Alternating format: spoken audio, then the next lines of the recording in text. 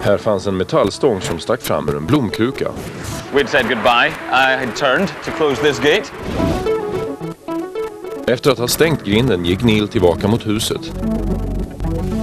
När han gick runt det här hörnet halkade han. I slid and landed on the spike at just the right angle. Stången i blomkrukan stod nästan lodrätt mot marken. Inom en bråkdel sekund hade Neil fallit.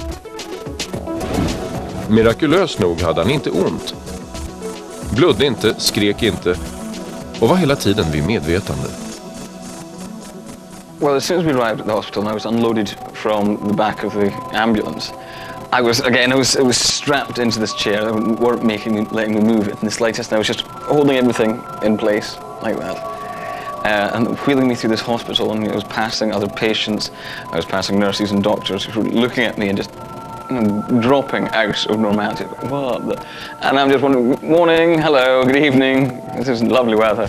I had 12 people ready for emergency throat surgery in case when they took the pole out, it had been holding pressure on something and I was just going to start bleeding to death. One of the remarkable things with Neil's case is that the piece of metal, the object, actually went in between the esophagus and the trachea.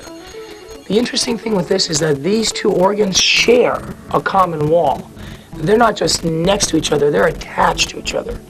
So this metal rod had to separate these two organs in order for him to survive and to not suffer any damage.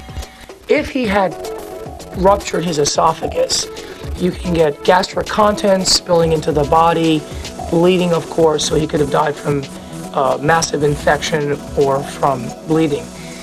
If the piece of metal had actually ruptured the trachea, you would asphyxiate, choke, almost immediately, within seconds. Hur är det möjligt? Hur kunde ett litet snedsteg orsaka en sån olycka och knappt leda till några skador? Some total of damage was 5 stitches.